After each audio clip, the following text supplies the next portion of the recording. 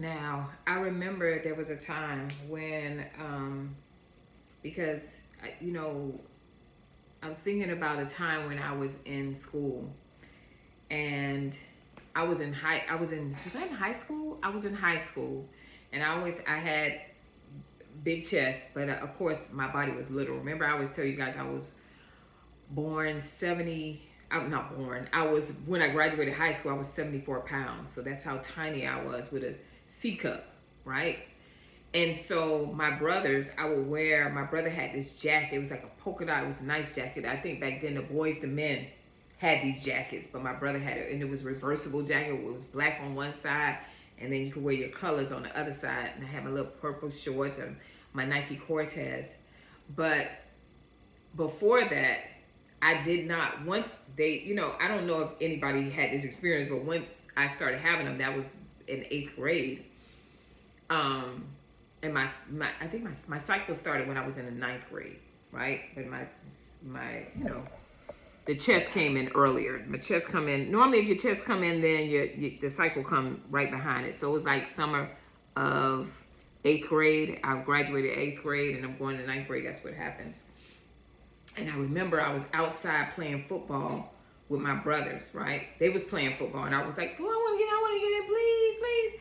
And my brothers was like, "Man, with them, you go sit down with them nickels on your chest," or something like they said.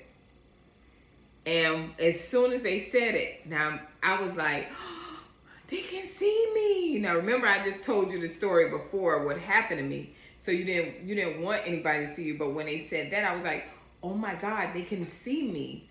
So I made this thing where by the time I got 9th grade, I did not want to be seen sexually. So, which I don't think I would have been because I was only 7. At that time, I was probably like 60 something pounds. Like this 9th grade.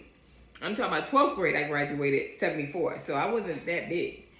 And I remember not being one to be seen sexually. I did not want to lose my virginity. It had nothing to do with the Lord and saving yourself. It had nothing to do with that. I just remembered because of what had happened to me, I was still in that stage of hiding myself. And now I'm turning into a young lady, and and I'm like, I don't want them to look at me like that. So I would wear these baggy clothes. I used to wear a white t-shirt, Gap jeans, and Nike Cortez. That was my go-to, right? And I always had a jacket. To this day, I thought about that. I'm like, I still love a blazer or something like that.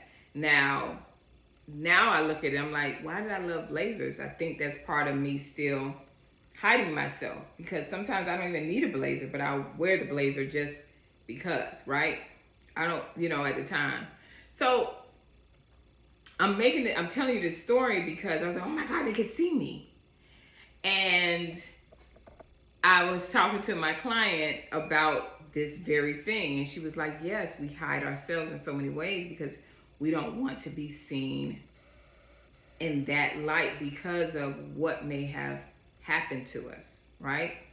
So now let's go ahead and dive into how heavy that is in your life, right? Because now let's think about our hair. Some of us went to school, some of us didn't have long hair. Some of us went to school and we came from poor families. My family didn't have money. We didn't have a car. We had the worst house on the block. So I was picked on. I was bullied. That's how I became a bully. I was picked on. They called me pee girl, all these crazy things. Kids can be very horrible, right? Very bad. And I always hid myself, right? And so I can't believe I'm sharing this stuff because if y'all know me, I am a extremely private person. Extremely. I can be going through situations you'll never know. I think it's good though. But going back to that, I remembered being bullied. So I'm talking to some of you ladies who were in school, were in junior high, or you were the girl that never had hair, or you were the girl that had that cotton hair, or you were the girl that had the curly Indian hair, right? Or you were the girl that your mom could never do anything with your hair, or maybe you had a mother or a father, or you were in a family where someone was on drugs. You were not kept well, right? So then you turn into this person where, when I get some money, you know what I mean, I am going to let them see me. They are going to see me. You see what I mean? You understand what I'm saying? And we come out of that situation, but what we don't realize is that we still have that little girl, that unhealed little girl within us. And so even though what happens a lot of times with us, and I can only speak for myself and my peers that I knew clients that had, didn't have hair, or had short hair. No matter what they did, they were like, no matter what I did, it happened. I had this bad hair, and I'm like, I don't think that you have bad. I think bad hair, you hear me say bad hair is when you don't have any hair. But I think that because things that happened to us so early on, we never gave our hair or our skin or different things about us any chance. Let's say if you were a person that went through school and you had acne real bad, so you just keep putting makeup on. Now you're a grown woman and you're still doing the same attribute, or carrying the same standards and doing the same thing to yourself over and over again, hoping for a different result. But it's never going to be a different result, because you need to work on your skin. Same thing with your hair. So I find myself many a times now when I'm talking to clients who have not really embraced their natural beauty, their natural hair. They don't understand their hair. They don't know what their hair needs. They don't understand the ingredients that the hair needs. They haven't studied their hair, but they can tell you about a wig. We can tell you about some weave. We can tell you, honey, deep wave will be the hairstyle for that. We can do the study on it. And then when we buy the hair, we're going to spend some money.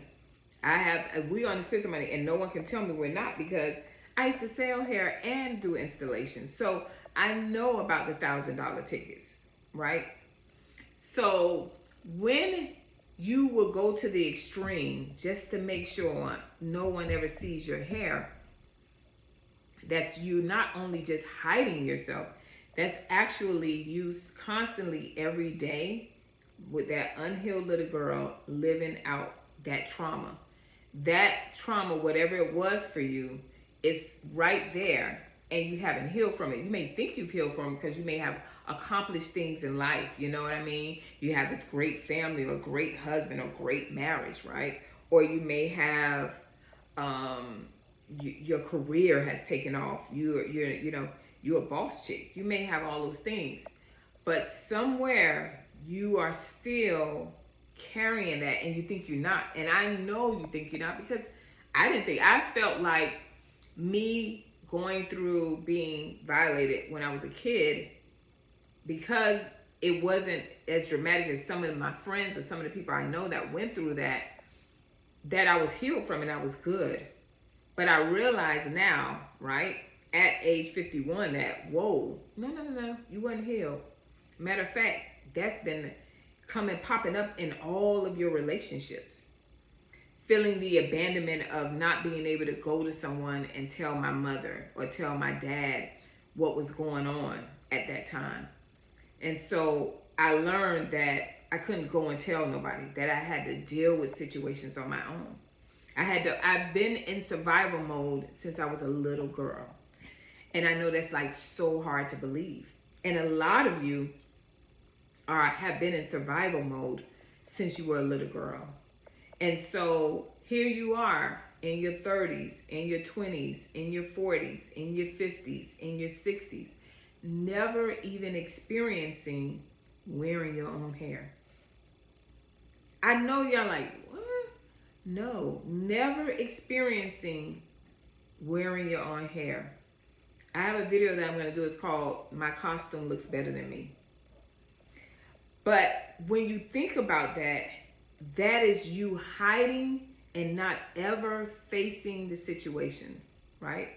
So I can tell you now, being the healthy Lethra, Coach Lee, When I deal with situations that may happen in my life, good or bad, I learn to stay in the moment and feel how I feel about that situation, and have the emotions that I have about it, and understand that I can't carry it with me, that I can't use that as an excuse, that if I don't heal that or deal with that when it's time, and sometimes situations happen that you can't deal with it right there, but you know it's there. And when you feel it popping up, when you're having a conversation or a disagreement with someone, and you feel it saying, oh, there go that unhealed girl, you already know, okay, it's okay, calm down. I'm going to deal with that, right? I'm going to deal with that. And I see it popping up. And so you learn, you know, the reason that those things are popping up, because of course you haven't healed it, and you've been hiding that emotion, you've been hiding that dark pain, you've been hiding those things. And so this video is to the women that I challenge you who are suffering in silence, who don't have any hair loss issues, but just choose not to ever wear your own hair. And that is a challenge. I challenge you to take time and just do it once a day. Just take your hair out, take your wig off, take the hair off, or whatever you got going on, and just walk around your house with that for at least 30 minutes. Put your wig back on, but walk around with that. Feel how that feels. What does it bring up for you? You know what I mean? How do you feel about that? And then start answering the questions of why you've been walking around so long without wearing your own hair. Ladies, we got to deal with the inside. The inside, once you see that person on the outside, you know she's done the work.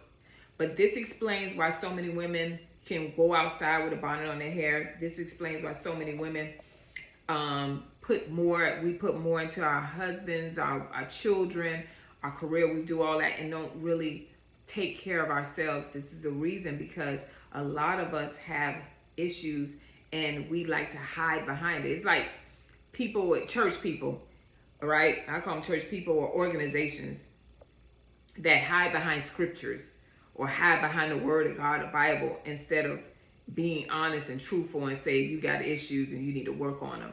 You understand what I mean? It's like you have to be able to deal with it. So I pray that this video helps you and challenges you to start wearing your own hair. And if you struggle with that for a long time, then just challenge yourself at least 30 minutes out of a week, or maybe 1 hour where you just wearing your hair, or maybe let me wash it. You know, just the simple things. Just take one little step. All right.